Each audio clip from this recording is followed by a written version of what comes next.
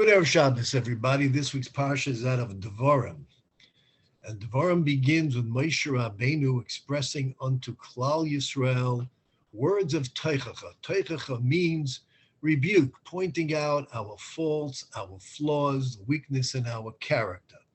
As Moshe Rabbeinu mentions all the places in which we traveled in the desert, in which we provoked the anger before God, such as we find that the Parshas are going to express about the sin of the golden calf, and that of the Meraglim, the spies, is enunciated in this week's Parsha, and other incidences. And the question is, what is the purpose of this Teichacha? Moshe is now, we're in the 40th year, and as a matter of fact, it is on the month of Shvat, basically 6 weeks before the death of Moshe Rabbeinu. Moshe is addressing the generation that is going to enter the land of Israel. And he wants them to know about the mistakes and the sins that were committed and that we were perpetrated by Klal Yisrael. So the question begs to be asked, why?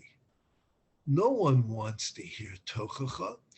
Who wants to hear somebody telling us, you know, you did this and you did that wrong and you did this wrong? Nobody wants to live with the guilt.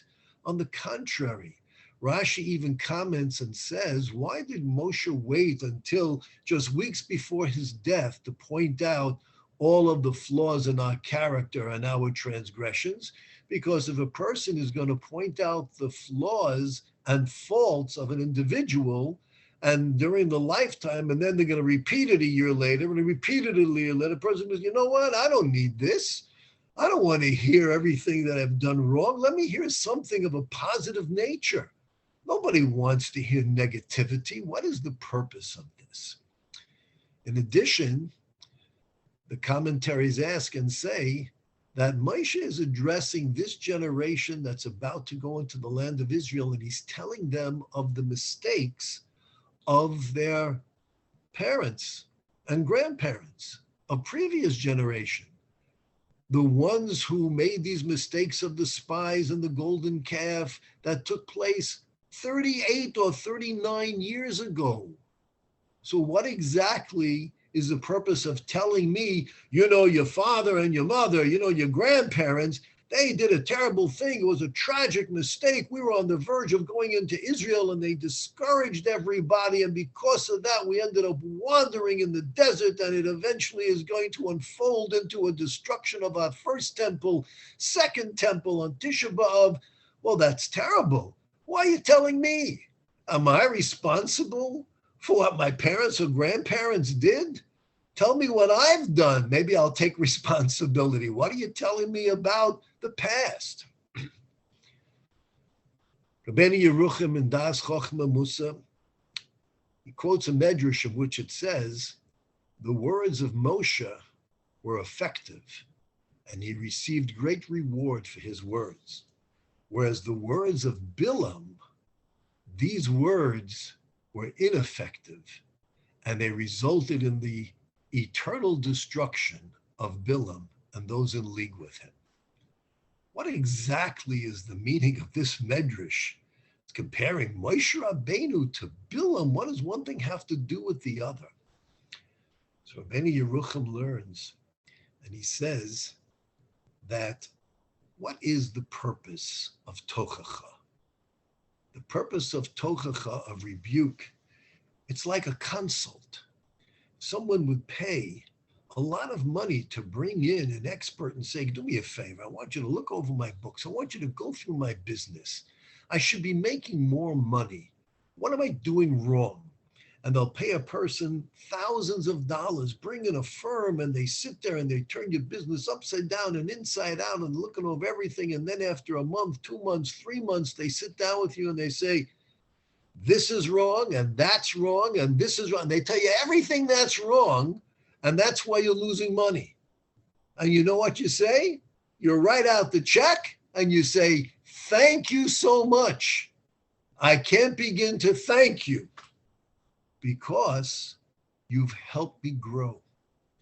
You have helped me and enabled me to learn from my mistakes and thereby helping me to grow.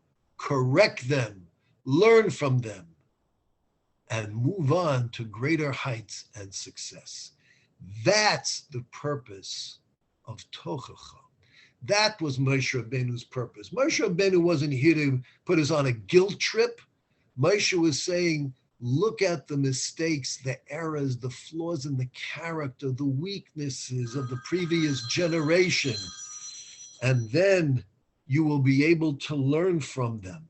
And when you learn from them, you will avoid a repetition of these terrible mistakes, because the mistakes that were made in the previous generation are not limited to that generation, for they reflect the weakness in human nature and human character. So therefore, Moshe Rabbeinu was saying, look what happened at the golden calf. Why did we remain silent? Why didn't we all join with the tribe of Levi and the women and the individuals who rose up in great protest? What were we concerned about? What was our fear that we remained silent? Why did we listen to the words of the spies who discouraged us? Yes, but why were we even potentially suitable to be discouraged? Why weren't we filled with such faith and enthusiasm that no matter what they would, if they would have said, walk into the ocean, we would have followed, just like Nachshon ben Aminadab did when Moshe Rabbeinu said, go, and then the waters parted. We must learn from this so that we do not repeat these mistakes and will turn a profit and be very successful in the pursuit of our relationship with our Creator. Moshe's words were very effective and he received reward. But what about Bilam? Bilam was no fool. God told Bilam, you cannot curse the Jewish people. And he tried once, and he tried twice, and he tried 3 times, and every time he tried, God controlled his mouth, and out came a blessing, a bracha. Was Bilam such a fool and so blind that he didn't realize that no matter what he tries to do, he's not going to be successful? The answer is, Rabbeinu Yerucham says, this is the meaning of the Medrash. Bilam knew that Hashem would cause his words to express a blessing. And Bilam wanted the words of blessing to fall upon the ears of Klal Yisrael. He wanted us to know that look how blessed we are, look how magnificent we are, how good are your tents and your dwelling places, Israel. This is what God is saying through Bilam. Look how wonderful you are. You don't have to be concerned about making mistakes. You are so terrific. You are so beloved. You're so outstanding. And what happens to a person when they think that they are, oh, I'm outstanding, I'm wonderful, I'm fine?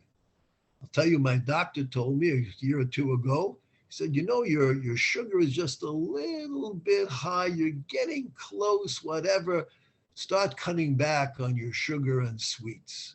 Start doing it. Okay, so I cut out sugar, I cut out chocolate to the best of my ability. I really made a concerted effort. And then a year later, I went to the doctor and he tells me, excellent. Here's a drop and you're doing fine, you're doing beautifully. So I walked out to the doctor's office and you know what I did? I bought an ice cream and I ate it. Hey, my blood sugar's down and everything. I'm fine. I don't have to worry. So I'm going to eat some ice cream, have some chocolate or whatever. That's human nature. How foolish, but that's human nature. When we think that things are good, we're not on guard. And that's what Bilam wanted. He didn't want to point out the flaws that we should learn from it and correct and grow. On the contrary, Klal Yisrael, you don't have any flaws. You're magnificent. You couldn't be better. Oh, we feel so good. I feel so wonderful. And I'm not alert and I'm not cautious and I will stumble and I will transgress. And that's exactly what happened when Bilam said, send the daughters of Moab. Klal Yisrael's guard is down. They are susceptible to this transgression. That was the intent of Bilam. And because of that, Bilam received eternal destruction. This Parsha of Devarim always precedes Tisha B'Av, a day of national mourning, the loss of our first temple and second temple. And what we need to do when we think about it, well, that happened, who knows, 2,000 years ago and whatever. And I mean, come on, is it relevant today? The purpose is to take time, take a day and reflect on the past, not just, oh, this is what happened then, to learn from it, to grow from it, to become better. What was the mistake? What was the flaw in character that led to the destruction of the temple, which is rooted in the mistake and the sin of the spies? What was it so that I can learn from it, grow from it, become a better, more successful human being, and be able to earn the revelation of Mashiach within our lifetime? Stay safe, stay healthy, and stay Jewish. Have a wonderful Shabbos.